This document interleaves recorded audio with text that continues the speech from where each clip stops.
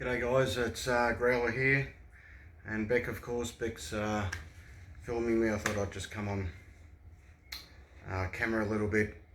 I've just had some bad news myself. The airbase I go out to, the guys at the Spotters Club that we hang around, the guys have been in the Air Force for 15, 30 years, Army guys there, they've been there for 10 years.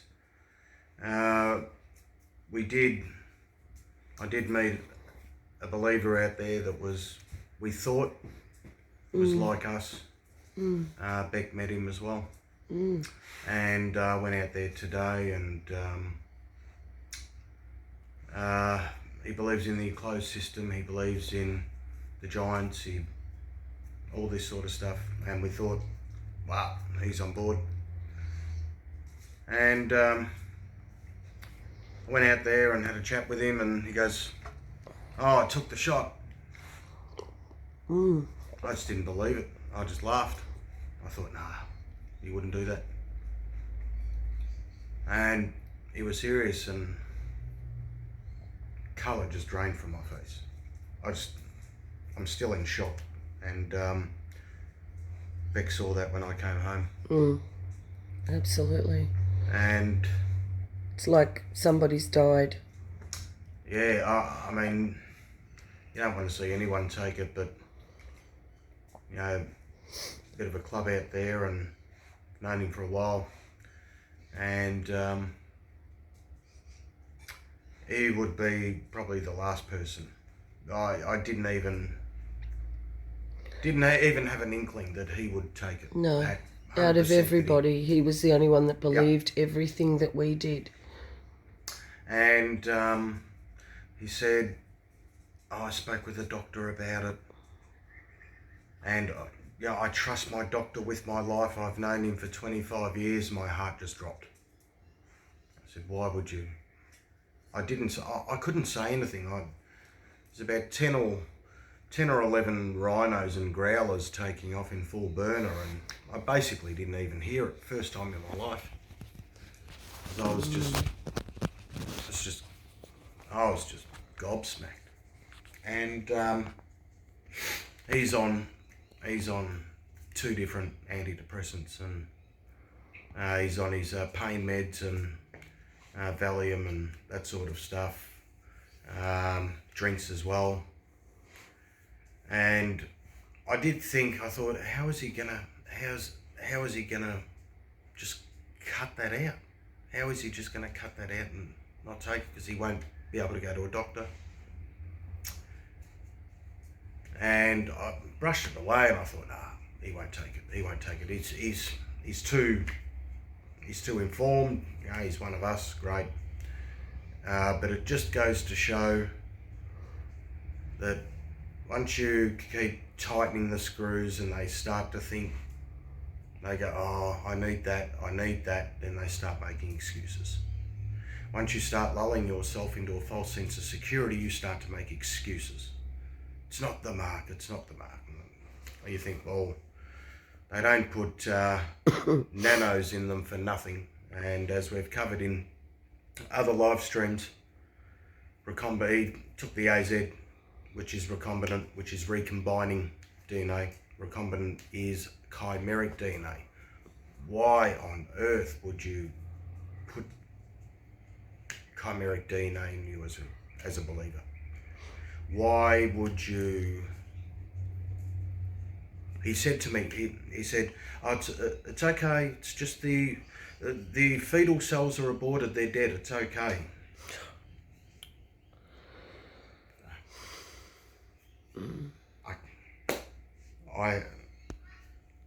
I'm shocked, I'm angry. Beyond belief. It's unreal. He was such a nice guy. He's a lovely guy.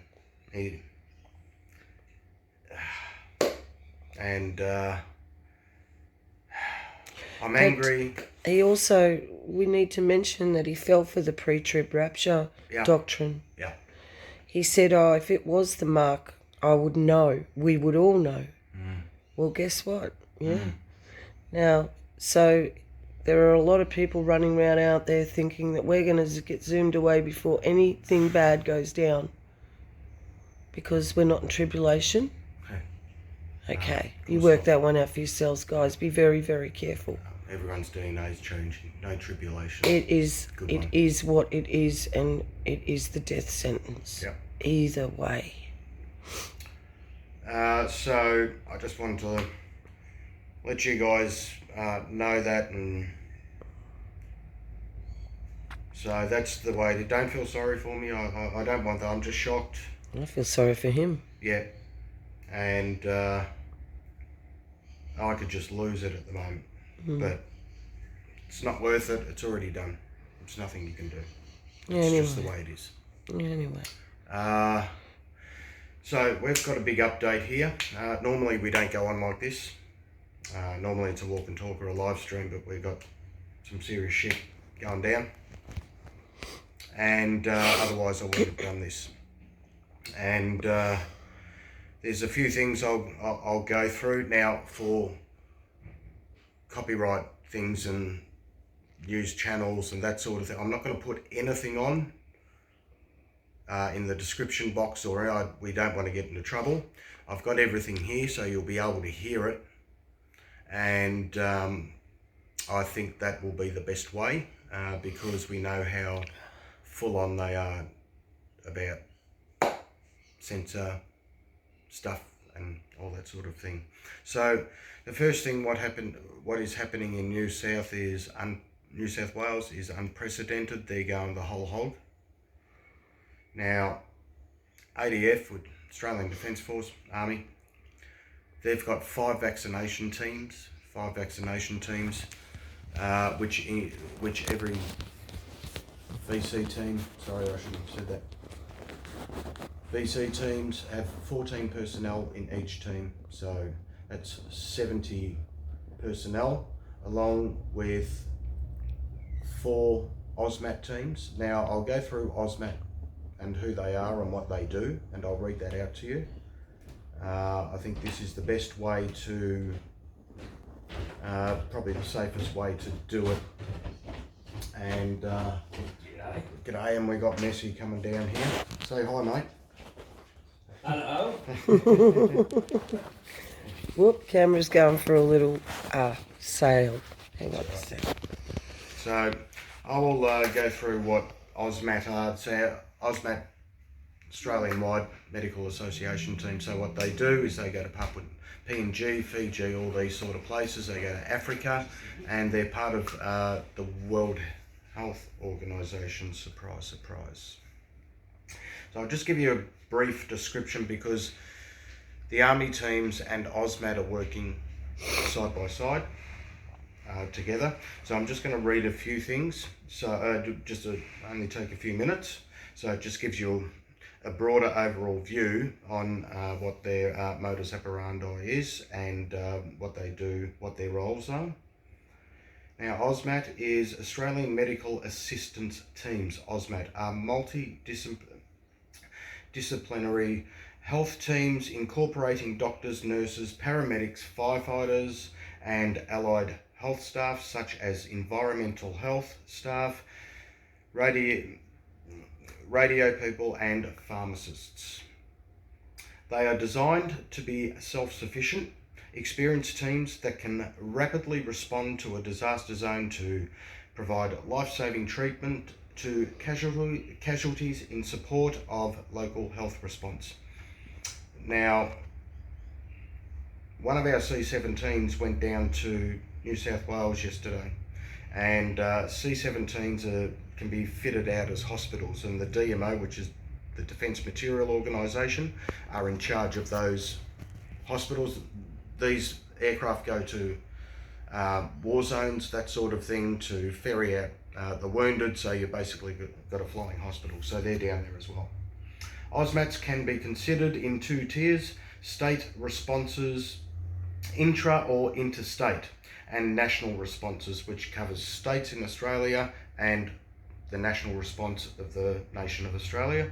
This will be in conjunction with a large cache of medical and self-sufficiency equipment that is stored in the Northern Territory. And my guess would be in Darwin, in Northern Territory, that hospital that we saw that was erected last year was probably part of that operation. This will be in conjunction, that's right, sorry about that guys, is pre-packed, ready for multiple health disaster scenarios. Significant developments have occurred at a national level for AUSMAT, with the Australian Health Protection Committee agreeing to put the NCC TRC, I won't go through that, which is just another agency which coincides and works side by side with AUSMAT, on standby for AUSMAT responses 24/7 since 2012, with support from a rolling roster of other states' 3-month blocks. This significant development recognises our capacity and development of capability, and is a huge honour for the NT, of course it is. And the NCC TRC works on a regular basis with government agencies, in particular the EMA, AGD, DFAT, AusAid, and all those. I don't know who the EMA is, I'm sorry about that, that's my fault for not going through that. But they would be working with DFAT, AusAid, and the likes, and the Department of Health, as well as the Office of the Prime Minister and Cabinet. It has formal representation on national working groups, such as AUSMAT Working Group through the Department of Health and Ageing Canberra, and the Deployment Working Group through Emergency Management Australia. Now, Emergency Management Australia was actually set up by Federal Emergency Management Agency in America. So we've basically got the same sort of system. They came over and trained us. So we've got the same as you guys. And on a newly formed foreign medical team. So as I was saying before, the foreign medical teams in with AUSMAT go to PNG and go to other countries and do their experimentation, what these Satanists normally do. Working group, and is part of the World Health Organization in Geneva. What? Who would have picked it up? All these working groups have as their goal a streamlined process of safe medical team deployment into disaster regions. What's New South Wales? Oh, they're considering New South Wales as a disaster region, which it's not, because we all know it's not true, but there you go, that's the only go-ahead that they need. They vary in focus from the tactical operational elements of the AUSMAT working group to the national and strategic coordination and tasking at the federal level, to the global standards, registration and coordination of international teams through WHO. These meetings continue to inform local practice at the centre, and the NCC model is used in many cases as an example to guide others, particularly in the areas of training, heat adaptation, uniforms, rapidly deploying caches, training and equipment familiarisation for international response, which we're already doing that because we're taking a lot. We're taking care of, or I wouldn't say care, but we're in charge of doing Fiji and PNG and all that sort of thing. So they're an international team as well. To be of the highest standard, of course, there's no standard, of course, which remains the focus of AUSMAT training and the NCC Centre. So what I'm going to do here, I want you guys to hear, because I don't want to put this directly on the channel. You will see what they're doing. This is the Army VC teams and AUSMAT working together. You're going to have to turn that up as loud as it will go. Who's a strange woman in our kitchen? No idea, darling. Sorry guys, I hate ads. Pass it here, it's not going to be loud enough on the side. To echo the Prime Minister, thank you to all of the Australians who are stepping forward to arm themselves, to be vaccinated, to protect themselves, their friends, their families, their communities. This is happening, as the PM says, in record numbers. Yesterday, 279,065 Australians were vaccinated. We believe that's the highest number, not just during the COVID vaccination program, but at any point in Australia's history for vaccinations in a single day. That's now over 16.6 million vaccines that have been delivered in total. And importantly, we've passed the milestone of over 10 million eligible Australians that have had their first dose. And that's the number that's immensely important because it overwhelmingly leads to people having their second dose. And that's very heartening. And so to see that is a cause of thanks, but it's also a point to continue to urge Australians to come forward. But this week, we know that there are over 2 million vaccines in the field, and then there's the additional million from Europe, and I can give a brief update on that. The TGA has batch tested the first of the arrivals and approved it, and that's been released, and that's going to be distributed over the coming hours and days. And I think that will provide additional hope and help and support for people right around Australia, but particularly in New South Wales, particularly in Sydney, particularly in Western and Southwestern Sydney. In addition to that, the second of those flights from Europe is over Australia and due to land this afternoon with the additional 450,000 doses, Prime Minister. So that's all, I think, real cause for hope. Now, in terms of other elements, with regards to the response to the outbreak in Western New South Wales, and Ken and Professor Kelly will give additional detail. The Commonwealth is working very closely with New South Wales. I particularly want to thank New South Wales Health. There's a joint operations team led by Health at Commonwealth with the support of Emergency Management Australia and led by New South Wales Health. As a consequence of that, we will be dispatching 5 ADF vaccination teams. They will comprise up to 14 members. The first of those teams will arrive in Western New South Wales tomorrow, and others will arrive over the coming days. These teams will be made of up to 14 members, as I've mentioned, which will include medics, nurses, logisticians, a clinical lead, and they'll be hubbed out of Dubbo and they will work across the area.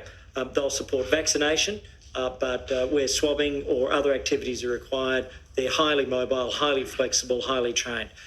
In addition to that, the first AUSMAT team is expected to be dispatched within 48 hours. Professor Len Nataris, the head of the National Critical Care and Trauma Response Centre, is pulling those teams together from around the country. And the first of those teams will be dispatched in the next 48 hours, and that will be up to 5 teams over the course of the coming week. They will carry out a similar role, but in particular provide clinical support. So if there are any hospitals, any areas where the health services are in some way, shape or form impaired by furloughed workers or stressed, they're ready to step up. These are some of the absolute heroes and most extraordinary people in the Australian medical system, and they've helped us throughout the course of the last 18 months, and they'll continue to help us. The Royal Flying Doctor Service is providing additional services right across Walgett, Dubbo, Bourke. They're providing vaccine support in small communities. Supplies have included an additional 9,480 vaccines, but if more is required, more will be provided. Testing equipment is in place.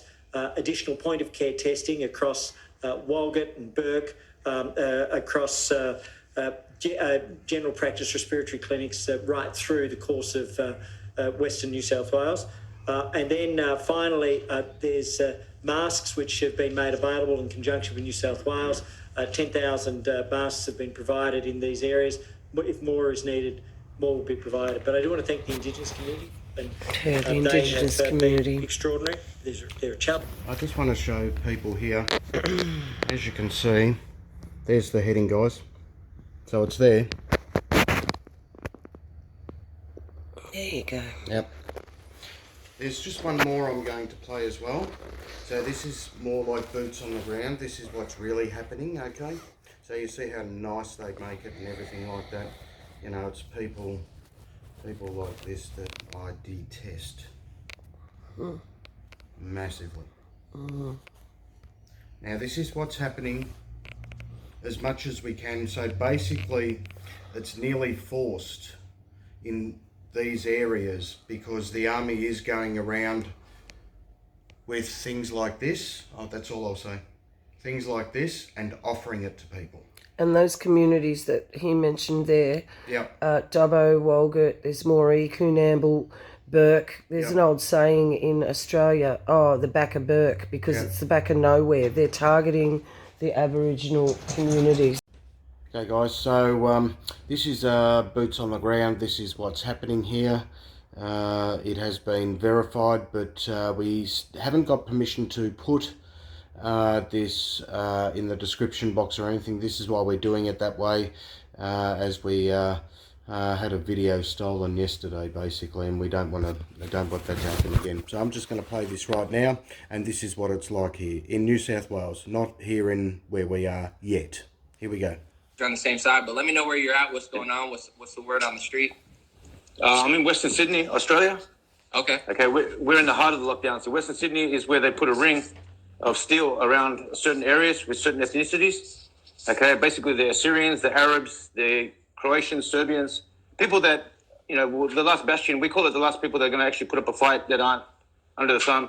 So now that what they've done is they brought the army in the factories around the corner. Someone's come in, they've taken video of, they put armored personnel carriers, tanks, troop movers. We've got army going door to door, telling people about the vaccine, telling them that they got vaccine handy, they can give them the jab on the spot. They're putting up tents in the streets here. And this is Cabramatta area here, where I'm at right now. And they're all Asians here. They're Vietnamese, basically, in this situation. A lot of them don't speak the English. They're putting up tents, putting up chemists. They've got a big screen just showing all the deaths of people dying and saying, take the jab, take the jab. We've got our premier saying, stay home. Don't talk to people in the streets. Don't congregate. Just one person's allowed to go in the shop. The other person waits in the car. If they see you in the street, all right, they will beat you. Okay, and people say, no, I'll send you all the videos. Actually, I'll send you all the video. People send me everything, okay? Yeah, they're beating people in the street. They're kicking these fences down. These are metallic fences. They're like aluminium. So the police will come into your backyard, like, you should just walk in and say, where's your mask? What are you doing? Why are you outside? You should be inside the house. And when you tell them to get out of your house, right, they pull out the mace, they spray you. Their partners come in, they put you in a chokehold, they beat you, and they say, we're doing this for your health. Right, then they arrest you. Okay, they're literally kicking people in the street. One guy got soccer kicked in the head yesterday. Right, they held him down because he was driving in the car without a mask on. Okay, the helicopters is the worst. Like the helicopters, they got army helicopters, 2 of them in the air. That's why I was just about 5 minutes ago calling you, because they just fly low flying too, all night, 24 hours a day, brrr, keeping people awake. And the fear porn that they have on the TV is disgraceful. We had 100,000 tests. 100,000 tests. We got 300 cases. That's 3 in every 10,000, right? And they're saying, now we're going to shut down. Now we're moving out of Sydney. We're going to go up the coast. The worst thing is most of the people here in the Western Sydney, we're not allowed to even go to work. They've shut us down. They said, you cannot work at all. You must stay inside your house because this is the crux of the matter. And is that where the worst lockdowns are? Because the one guy, remember, he was on here, he's like, it's not that bad. And everyone was like, yo, you haven't been here. Is that the worst? The Western suburbs is the worst. This is the worst area for it. The worst area is in this Western suburbs area. We call it the Western suburbs LGA. Fairfield, Bankstown, Lakemba area. It's basically it's a high population of Arabs and the Islamic people. And why do you think it's the worst? Why are they going the hardest on that area? Why do you think? I'm going to tell you why. Because, right, look, I'm going to just tell you, look, different ethnicities have different ways of dealing with things, okay? You're dealing with people in this area here that come from war-torn countries, a lot of them, and a second generation of refugees. And they're still manly. They're not skinny jean wearing, man bag wearing men, okay? These people here, if you come in the face and say, you're not going to work, listen to us, you're under the thumb, they'll stand up and they go, no, you get out of my house. Okay, this is our rights, they'll stand up for their rights. Whereas a lot of the other people, when they put the news on, they're literally succumbing to everything. They're hypnotized by the news. So the last few years, we've been under this big, I don't want to say the religion terrorism thing, okay? And they've been doing that to indoctrinate people and to condition people so that when they come down and lock down these people in this area, people look at them as an enemy. They don't see them as Australians. If you don't mind, if I ask, are you from Australia? Are you from somewhere else? What ethnicity are you? Man, I was born here. I was born in Australia. My mum is Iraqi. She's Assyrian Iraqi, like the Christian Iraqis. And my father is a Dutchman, a Dutch Indonesian. But I was born here, raised here, and I love my country. I'm willing to fight for my country too. So, awesome. Appreciate you. I'm going to get to the other guy real quick. I'm going to come back to you. Thank you so much. And so you're coming in. Not sure where you're from, but that's fine. I like your little ring. Let's see. Hello. Hey, how you doing? How are you? Good. Yourself? Sydney, Australia. Oh, you are in Sydney. Amazing. Yes. I didn't even know if you were, but I like the ring. It looked like I got the jab ring, but it said I trust my immune system. Very cool. That's right, and that we should be able to choose, because right now I'm in a lockdown area. There's certain areas, there's like 8 or 10 maybe. I'm not keeping up with the news. I don't watch it. But we can't go more than 3 miles from our homes. That's They've so got creepy. And what helicopters. happens if you drive more than 3 miles? Look, I've had to stay pretty close to home, but Gotcha. I've heard helicopters above my house at midnight, and I've seen videos in certain areas where they're saying, put your mask on, you can't be in groups. Like, it's crazy. What do you think people need to know? Like, what did you not hear other people say? Or, like, what have you been wanting to tell people that maybe don't know? I think people aren't realizing that because they're not seeing it. Someone else made the same point. Because you're not seeing it doesn't mean it's not happening. So I'm seeing footage in different areas where there is military, where there is helicopters, where police are coming down and pulling people over. We have the scanning. They can scan your license plate so they can see where you're from, so they can see if you're too far. So they're really starting, and they keep on saying, everybody needs to get vaccinated. Everybody needs to get vaccinated. If you just get vaccinated, we have big shopping centers. Nothing is open. Everything is online. The only place that is open, like your Walmarts, they're all closed. You can only do online. The only things open are grocery stores, basically, and you have to wear a mask. I went into one store, one chemist, what do you guys call it, like a pharmacy. They told me I need to pull them. I had the mask on. You have to have it to go in. I had it under my nose. She said, well, you need to pull it up. So I called and I made a complaint. I said, I don't have to. I don't have to cover my nose. I've got the mask on. You have to QR. They've got people with security guards in some places where you have to scan the code. They want to see that you've checked in, to make sure they know that you've checked in before you walk in. It's absolutely ridiculous. And I asked another person, because in America, obviously, we have certain different states that do different things. Yes. And we also have a little more defiance, gyms. There's a few restaurants. Canada has 1 or 2. Is there any restaurant you could think of, or any business or any gym, like one that said, I'm going to stay open and push the boundaries? From what I know of, the ones that tried to do that, they got heavy-handed on them. That's my understanding, is that police would go there and be like, you can't keep it open. There's fines. There's very heavy fines in place now. There was a protest a couple of weeks ago just to show the effect of the lockdowns on mental health and domestic violence, and people got fined. They've got a task force to try and identify people who went to the protest so that they can charge them. So they're not even letting people speak up against it. Is there any voices in the media, like independent or online, like that are really leading the charge, or not really? Look, I was watching Sky News to get a lot of stuff. Apparently they've been censored by YouTube, which was kind of the way that I was watching it. So they're really trying to squash. I've put a few things up about the vaccinations and against lockdowns. Things have been, a couple of times they've stopped me from posting things. So I think they're really starting to come down even on that. So Sky News, because I know they have like a European section too, so they have it in UK. Like Sky News, I think it's owned by Rupert Murdoch, so it's more right-wing, and it can be a little sneaky like Fox News, but I do believe they probably have the only like anti-lockdown rhetoric at all, and they got censored on YouTube. And would you say like that's one of the only like right-leaning, sort of things, or what they're promoting, like opening? I'm a bit anti the media right now, so I haven't been watching a lot. That's the only one that I'm aware. So guys, I just wanted to let you know what was happening here. The first one that you actually heard is, helicopters, armoured personnel carriers, army walking around, offering it at the moment, I would say, just offering. But it's going to go pretty pear-shaped pretty soon. They've had a lot more cases today, which actually gives them more power to go harder and harder. So I would say definitely within the next 2 weeks to 2 months or something like that, it's not going to be good at all. So I just wanted to give you guys a bit of an update of what's happening here. Just didn't want to get into trouble without putting other people's videos on and not leaving that in the description box. But as you can hear, we've done our best as not to get done by YT. So let's hope it stays up. That's right. So, and Sky News is is one of the MSN guys, and they're not to be trusted. If you know how to read between the lines, you know how to do this. They say they got a strike and all this sort of stuff. It's just crap. It really is.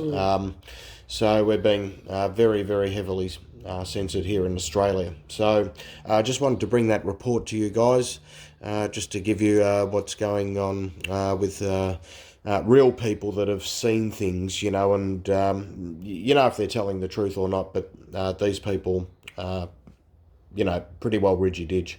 So I'll leave that with you guys. I just thought I'd do a quick update, and we will keep giving you updates what's happening in Australia, and we can go on from there. So thank you very much, guys, for listening, and I will see you soon. See you.